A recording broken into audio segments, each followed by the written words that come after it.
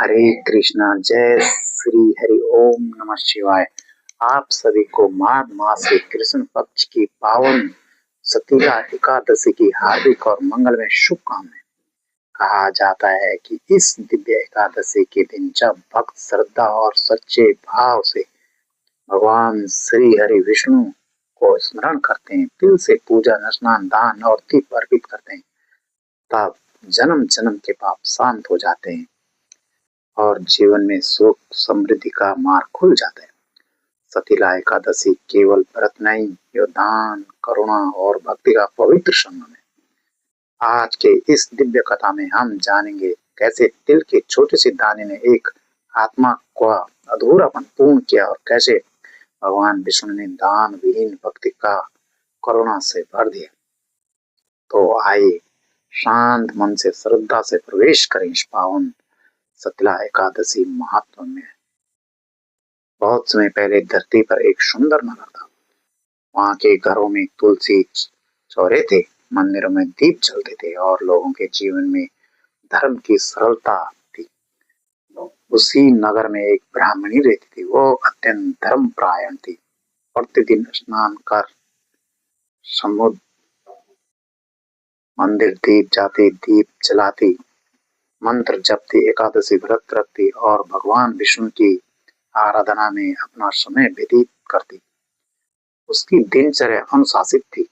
सूर्योदय से पहले उठना, नदी में स्नान, मंदिर में घंटियां बजाना, विष्णु सहस्त्र नाम का पाठ और दिन भर संयमित जीवन। लोग उसे देखकर कहते, यह नारी साध्वी समान है। और मनुष्य के जीवन में कभी कभी कोई सूक्ष्म कमी रह जाती है जो स्वयं उसे भी दिखाई नहीं देती। ब्राह्मणी पूजा और व्रत तो करती थी पर दान नहीं करती थी। उसके द्वार पर याचक आते पर वो चुप रह जाती। कोई भूखा ब्राह्मण भोजन मांगता तो वो आंख फेर लेती। उसने कभी अन्न, वस्त्र, धन या जल का दान नहीं किया था। उसके मन में आत्मा के लिए और बैठ गया था, मैं पूजा करती हूँ, व्रत रखती हूँ, मेरे लिए यह पर्याप्त पुण्य है। ये विचार आगे चलकर उसकी आत्मा के लिए सबसे बड़ी शिक्षा बनने वाला था। उसकी भक्ति सच्ची थी। मंदिरों के दीप उसके हाथों से जलते, मंत्र उसके कंठ से गूंजते और व्रतों से उसका शरीर शुद्ध होता। इस भक्ति को स्वयं वैकुंठ में विराजमान भगवान विष्णु देख रहे थे। एक दिन भगवान विष्णु माता लक्ष्मी से बोले, यो ब्राह्मणी बड़ी भक्त है। पूजा और व्रत से इसने स्वयं को शुद्ध कर लिया है। उसका वैकुंठ में आगमन निश्चित है, पर इसने कभी दान नहीं किया। बैठों में इसके अन्न का संग्रह कैसा होगा? माता लक्ष्मी ने करुण दृष्टि से कहा, नाथ, इसे शिक्षा देना आवश्यक है ताकि केवल यह नारी ही नहीं बल्कि समस्त लोग समझ सकें कि भक्ति दान के बिना अधूरी रहती है। भगवान विष्णु मुस्कुराए, तथास्तु, मैं स्वयं इसे शिक्षा दूंगा। और भगवान ने साधु का रूप धारण किया। जटाएं, कमंडल, मृदु दृष्टि, शांत मुखे, तपस्वी के रूप में पृथ्वी पर उतरे और सीधे ब्राह्मणी के द्वार पर पहुंचे। दोपहर का समय था। ब्राह्मणी पूजा समाप्त कर चुकी। तभी द्वार पर स्वर गूंजा, भक्ति भिक्षा दे। वो बाहर आए। सामने एक दिव्य साधु खड़े थे। उनके तेज से आंगन पवित्र हो उठा। ब्राह्मणी झिझक, क्योंकि उसके घर में दान योग्य कुछ भी नहीं था। उसने दान का अभ्यास किया ही नहीं था। वो बोली, महाराज, मेरे पास अन्न नहीं है। साधु ने कोमल स्वर में कहा, कन्या, जो कुछ भी हो भिक्षा स्वरूप दे दो। ब्राह्मणी ने घर के भीतर देखा, कुछ भी नहीं था जो दान किया जा सके। अंततः उसने आंगन से मिट्टी का एक छोटा सा ढेला उठाया और साधु के हाथ में रख दिया। यही मेरे पास है। साधु ने मिट्टी का ढेला स्वीकार किया। उनके नेत्रों में करुणा का मुस्कुरान चमकी। तथास्तु, और अगले ही क्षण में वो अंतर्धान हो गए। ब्राह्मणी ने सोचा, मैंने भिक्षा दे दी, अब मेरा पुण्य पूर्ण हुआ। और वो पुनः अपने पूजा व्रत में लगी। समय बीतता गया। वर्षों बाद ब्राह्मणी का देहांत हुआ। उसकी आत्मा शरीर से मुक्त होकर प्रकाश शपथ पे आगे बढ़ी। उसके लिए यमदूत नहीं आए, क्योंकि उसके व्रतों का पुण्य उसे सीधा वैकुंठ ले गया।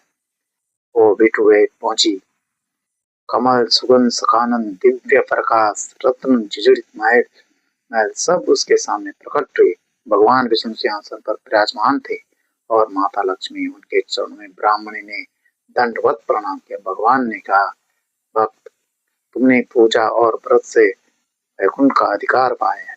और उसके लिए एक सुंदर महल प्रकट हुआ। ब्राह्मणी प्रसन्न होकर भीतर गई, पर अगले क्षण उसका हृदय ठिठक गया। महल तो था पर अन्न नहीं था, जल नहीं था, भोजन नहीं था, रिक्त सुना। तभी उसे स्मरण हुआ, मैंने जीवन में कभी अन्नदान नहीं किया। उसकी आंखों से आंसू बहने लगे। वो भगवान विष्णु के चरणों में पहुंचे, प्रभु, मैंने व्रत किया, पूजा की, फिर भी मेरे महल में भोजन क्यों नहीं? भगवान विष्णु ने करुण स्वर में कहा, भक्ति, तुम्हारी भक्ति सच्ची थी, इसलिए तुम वैकुंठ आए हो, पर तुमने कभी दान नहीं किया, इसी कारण यहाँ अन्न का संग्रह नहीं है। ब्राह्मणी कांप उठी, प्रभु, मुझसे भूल हो गई, अब मैं क्या करूं? भगवान मुस्कुराए, भय मत करो, तुम्हें एक अवसर दिया जाएगा। माघ मास के कृष्ण एकादशी को शीतला एकादशी का व्रत करो। तिल से स्नान, तिल हवन, तिल दान, तिल भोजन, तिल दीप और करुणा से भरा हृदय, तब तुम्हारी कमी पूर्ण हो। ब्राह्मणी के हृदय में आशा जगी, प्रभु, मैं अवश्य व्रत करूंगी।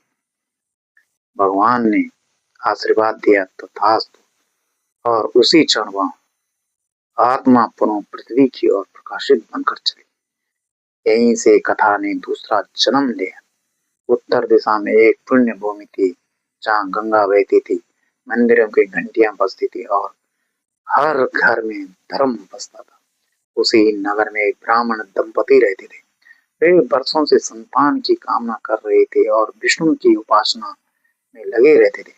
माघ मास की पूर्णिमा के पश्चात उनके घर एक सुंदर कन्या ने जन्म लिया। जन्म लेते ही बालिका मुस्कुराई, मानो पूर्व जन्मों की स्मृति उसकी आंखों में झलक रही हो। उसका नाम रखा गया सुलोचना। सुलोचना बचपन से ही अन्य बच्चों से अलग थी। खिलौनों की जगह दीपक, मंत्र और मंदिर से प्रिय थी। उसके भीतर एक अनजानी पुकार थी, मुझे यह अधूरा पूर्ण करना है। एक दिन उसकी माँ ने कहा, माघ मास में शिला एकादशी का आती है, वो बहुत पुण्य देने वाला व्रत है। जैसे ही सुलोचना ने शिला एकादशी शब्द सुना, उसके हृदय में कंपन हुआ। धुंधली स्मृतियां जाग उठी। वैकुंठ सुना महल, भगवान का करुण स्वर। उसने माँ का हाथ पकड़कर कहा, माँ, मुझे यह व्रत अवश्य करना है। माँ ने स्नेह से उसके सर पर हाथ रखा। जैसे ही तेरा मन पुत्री। उस रात सुलोचना को नींद देर से आई। वो आंगन में बैठकर आकाश के तारों को देखती रही। शीतल वायु उसके केशों को छू रही थी। तुलसी चौरे पर चलता दीपक स्थित लौ के साथ मानो कुछ कह रहा था। उसने मन ही मन प्रार्थना की कि हे नारायण, यदि यह व्रत मेरे जीवन का उद्देश्य है तो मुझे मार्ग दिखाए। और जैसे ही उसने आंखें बंद की, वो एक अद्भुत स्वप्न में प्रवेश कर गई। उसने स्वयं को एक प्रकाश पथ पर चलते देखा।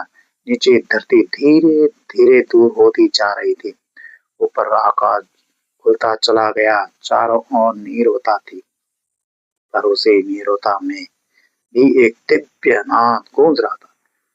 कुछ ही क्षणों में वो एक भव्य द्वार के सामने खड़ी थी। द्वार पर स्वर्ण अक्षरों में लिखा था, धर्मार्थ का द्वार, और सामने धर्मराज खड़े थे।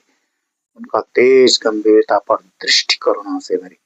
उनके चारों ओर न्याय और संतुलन का दिव्य ऊर्जा थी। सुलोचना भयभीत नहीं, उल्टा उसे लगा जैसे वो इस स्थान को पहले से जानती हो। यमराज ने कहा, वत्से, तू वही आत्मा है जो पूर्व जन्म भक्ति में तो लीन रही पर दान से दूर रही। इसी कारण तेरा वैकुंठ अधूरा रह गया। अब तुझे पुनः अवसर मिला। सुलोचना ने हाथ जोड़कर कहा, महाराज, मुझे वो मार्ग बताए जिससे मेरी आत्मा पूर्ण हो सके। यमराज मुस्कुराए, इसलिए भगवान विष्णु ने सतीला एकादशी व्रत का विधान दिया है। तभी आकाश में दिव्य चित्र प्रकट होने लगा, जैसे कोई आकाश से पर्दा खुल गया हो। पहला दृश्य गंगा तट पर सूर्योदय हो रहा है। एक स्त्री तिल मिले जल में स्नान कर रही है। यमराज बोले, तिल स्नान से शरीर नहीं, जन्म जन्म के दोष शुद्ध होते हैं। दूसरा दृश्य, यज्ञ कुंड में अग्नि प्रज्वलित है, तिल की आहुति डाली जा रही है। तिल हवन में अग्नि देव प्रसन्न होते हैं और पाप भस्म हो जाते हैं।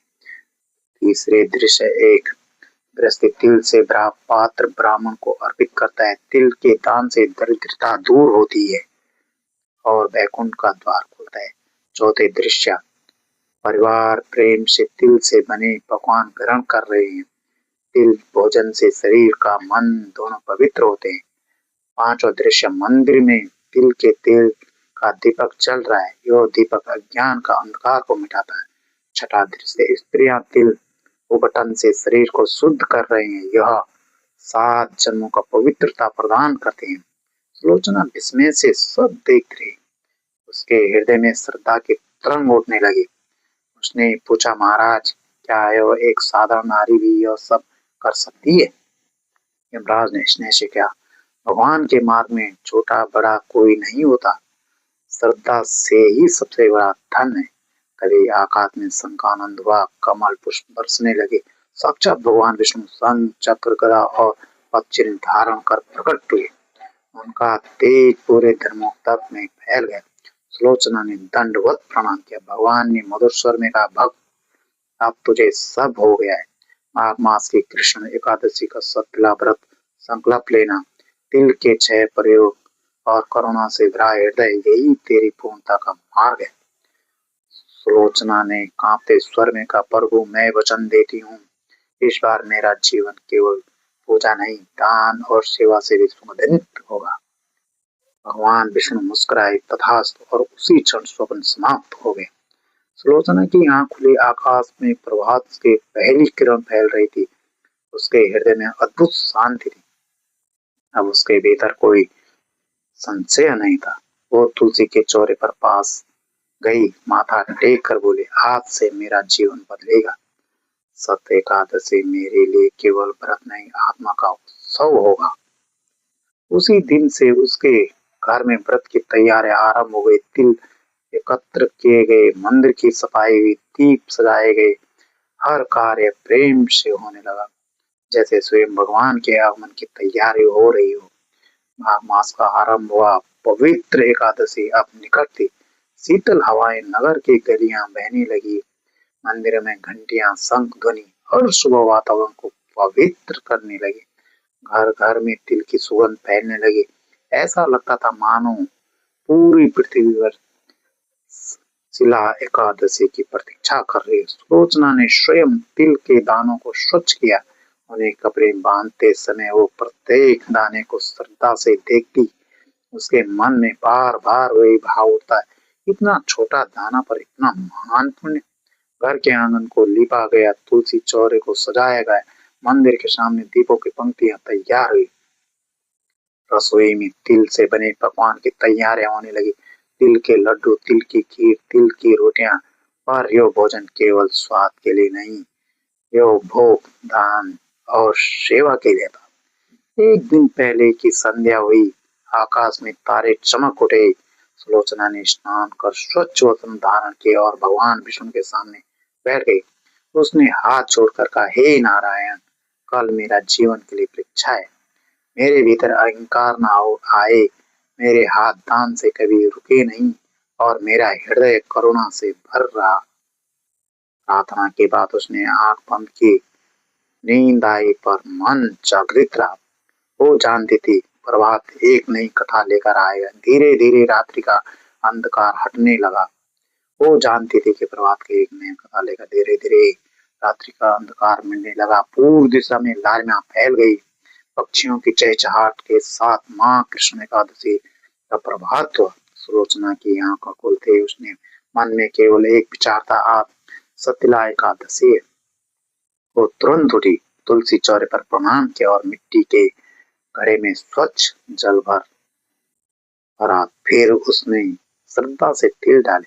तिल जल में गिरते ही जल की सतह पर हल्की तरंगे बनी, मानो जल भी इस पुण्य में सहभागी हो गया। सुलोचना ने उस तिल मिले जल से स्नान किया। जल की धार उसके शरीर पर गिरते उसके मन में एक अद्भुत हल्कापन भरता गया। उसके होठों पर धीमी प्रार्थना निकल रही थी, हे विष्णु, यह स्नान मेरे शरीर से अधिक मेरे कर्मों को शांत करे। स्नान के बाद उसने स्वच्छ पीले वस्त्र पहने, माथे पर चंदन तिलक लगाया, केशव को सलीम से बांधा और शांत कदमों से मंदिर के सामने आकर बैठ गई। मंदिर में धूप की सुगंध फैल चुकी थी। दीप पहले से जल रहे थे। भगवान विष्णु की प्रतिमा पुष्पों से सजी हुई थी। सुलोचना ने कमल, अक्षत, चंदन और पुष्प अर्पित किए। फिर तिल से बने भोग को थाल पर सजाकर भगवान के सामने रखा। उसने आंख बंद कर मंत्र उच्चारित किया, ओम नमो नारायण। भोग अर्पित करते समय एक हृदय में कोई मांग नहीं थी, केवल कृतज्ञ थी। अब आंगन में छोटी यज्ञ कुंड सजाया गया। अग्नि प्रज्वलित हुई, उसकी लपटें आकाश की ओर उठने लगी। सुलोचना ने तिल की आहुति दी, स्वाहा। हर आहुति के साथ ऐसा प्रतीत हुआ जैसे उसके भीतर के अज्ञान, लोभ, स्वार्थ और अग्नि में भस्म हो रहे हैं। धुएं की पतली रेखा ऊपर उठती रही, जैसे देवताओं तक यह संदेश जा रहा हो, एक आत्मा आज पूर्ण होने की ओर बढ़ रही थी। हवन के पश्चात आया और क्षण उसके लिए व्रत विशेष मान लिया। दान द्वारा पर ब्राह्मण, साधु और निर्धन एकत्र हुए। उनके चेहरों पर आशा थी। सुलोचना ने तिल से भरे पात्र अपने हाथों में लिया और एक पल के लिए उसके हाथ कांपे। उसे अपने पूर्व जन्म के भूल स्मरण हो आए।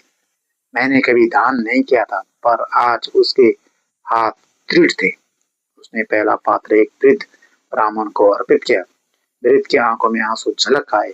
बेटी, तू केवल तिल नहीं, पुण्य बांट रही है। एक एक कर उसका तिल, वस्त्र और भोजन दिया गया। कोई भी द्वार से खाली नहीं लौटा। हर मुख पर संतोष था, हर हृदय में आशीर्वाद। सुलोचना के हृदय अब हल्का और उजला हो चुका था। उसके बाद उसने स्वयं तिल से बने भोजन पर थोड़ा सा अंश ग्रहण किया। वो भोजन साधारण नहीं लगा, वो उसे भगवान का प्रसाद प्रतीत हुआ। संध्या होते ही मंदिर में तिल के तेल का दीप जलाया गया। उसकी ज्योति शांत थी, पर स्थित और तेजस्वी। सुलोचना उस दीप के सामने बैठ के उसकी आंखों लौ पर टिकी थी। ऐसा प्रतीत हो रहा था मानो दीपक नहीं बल्कि उसके भीतर का ज्ञान जल रहा हो। रात्रि आए, कीर्तन आरंभ हुआ। शंख और मंजरों के साथ मधुर मधुर ध्वनि गूंजने लगी, पर पूरा घर पर नगर विष्णु से भर उठा। सुलोचना भी जागरण में बैठ रही। उसके स्वर में भक्ति थी, पर वह अब अपनी करुणा के मधुरता से जूझ चुकी थी। नारायण नारायण। धीरे धीरे रात्रि बीतती गई, पर सुलोचना के चेहरे पर थकान नहीं थी, केवल शांति थी, जैसे आत्मा का उसका उद्देश्य मिला हो।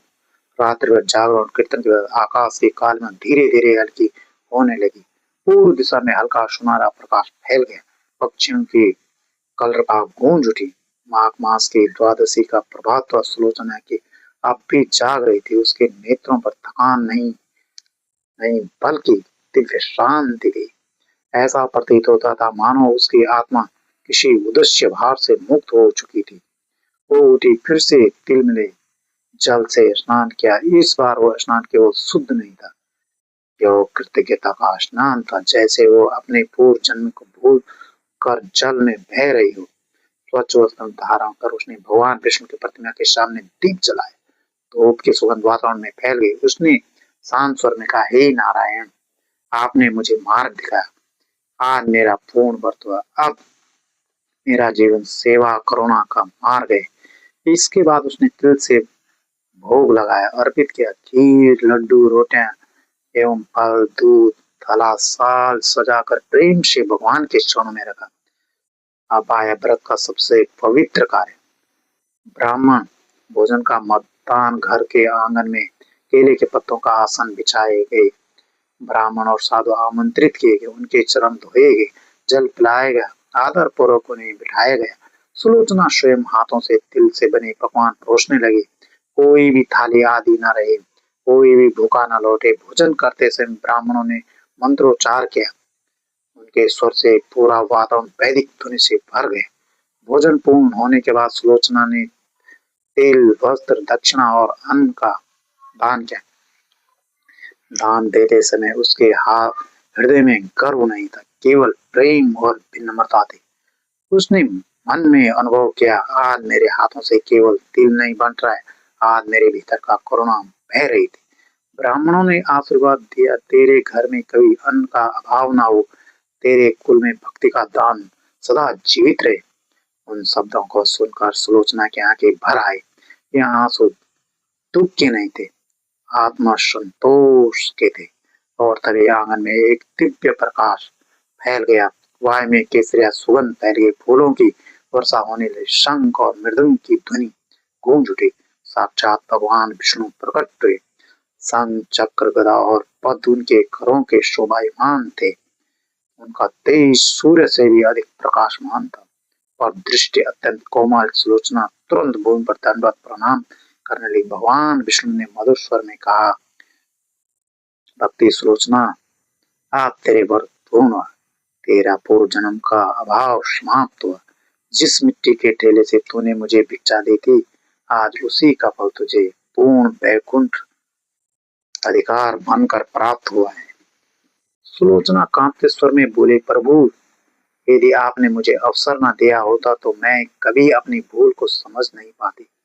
भगवान विष्णु मुस्कुराए, भक्ति बिना दान अधूरा है और दान बिना भक्ति शुष्क है, पर जब दोनों मिलते हैं तो आत्मा पूर्ण होती है।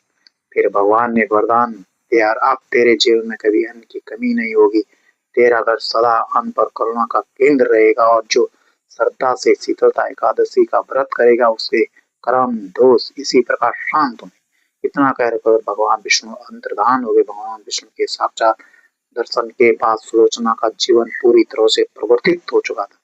अब वो केवल एक भक्त नारी नहीं, बल्कि करुणा और दान के जीवित प्रतिमा बन चुकी थी। उसके व्यवहार में सरलता, वाणी मधुरता और हृदय में सभी प्राणियों के लिए ममता थी। प्रत्येक प्रातः वो दिल से मिले जल स्नान से मंदिर में दीप जलाते, भगवान विष्णु के चरण में पुष्प अर्पित करती, पर अब उसका पूजा केवल मूर्ति के सीमित नहीं रहती थी। वो हर भूखे में भगवान देखती थी, हर याचक पर नारायण का अंश अनुभव करती थी। उसके घर का द्वार कभी बंद नहीं रहता था। जो जो भी आता उसे जल मिलता, अन्न मिलता, प्रेम मिलता। उसके आंगन में साधु, संत, यात्री, निर्धन, ब्राह्मण सदा बैठे रहते थे। किसी को खाली हाथ लौटना अब संभव नहीं। धीरे धीरे सुलोचना के जीवन में सुगंध पूरे नगर में फैलने लगे। लोग कहते, जिस घर में पहले अन्न का भाव था अब वो वहां से कोई भूखा नहीं लड़ता। वो शीतला एकादशी की महिमा है। नगर की स्त्रियां सुलोचना के पास आने लगी, पूछती, बहन, हमें भी ये व्रत सिखाओ, हमें भी बताओ कि तिल के छोटे दाने में इतना बड़ा पुण्य कैसे छिपा है। सुलोचना उन्हें प्रेम से पास बैठती और कोमलता स्वर में समझाती, यह व्रत केवल उपास नहीं है, यह हृदय की शांति है। जब तक करुणा नहीं जागती तब तक व्रत अधूरा है। धीरे धीरे हर घर में माघ मास के आने पर तिल के लड्डू बनने लगे, तिल की खीर बनने लगी, तिल से दीपक जलने लगे, द्वार पात्र, दान पात्र रखे जाने लगा। नगर की गलियों में अब तिल की सुगंध और दान के प्रभाव बहने लगे। कोई भी याचक निराश नहीं लौटता था, कोई भूखा नहीं सोता। सुलोचना का घर अब एक तीर्थ समान बन गया था। दूर दूर से लोग शीतला व्रत का विधि विधान सीखने आने लगे। साधु संत इस कथा को सुनते और कहते, जहाँ भक्ति और दान मिलते हैं वहीं सच्चा वैकुंठ बनता है। समय बीतता गया, सुलोचना वृद्ध होने लगी, पर उसके आंखों में वही करुणा और शांति बनी रहती थी। उसके हाथ अब भी दान में उठते थे, उसकी वाणी अब भी प्रेम से भरी थी। एक दिन उसने अपने परिवार और शिष्यों को पास बुलाए, शांत स्वर में बोली, मेरे जीवन का सबसे बड़ी शिक्षा यही है, पूजा और व्रत जब तक पूर्ण नहीं होता तब कोई दान और सेवा साथ न चले। जो शीतला एकादशी का व्रत करे वो तिल के साथ करुणा का भी दान करे। सबकी आंखें नम हो गई। कुछ समय बाद सुलोचना ने शांत मन से ध्यान लगाया, भगवान विष्णु का स्मरण किया, धीरे धीरे इस संसार से विदा हो गई। पर इस बार जब उसकी आत्मा बैकुंठ पहुंची तो वही महल, अन्न और जल से पूर्ण था। वहाँ कोई अभाव नहीं था, केवल आनंद, प्रकाश, शांति थी। भगवान विष्णु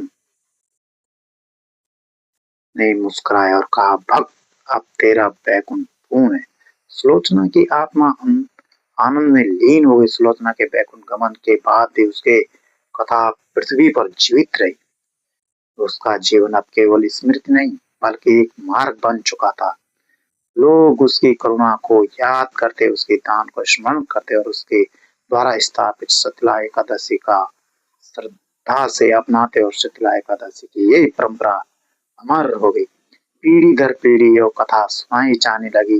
माघ मास की कृष्ण एकादशी पर तिल से स्नान, तिल हवन, तिल दान, तिल भोजन, तिल दीप विधान लोग में फैल गया।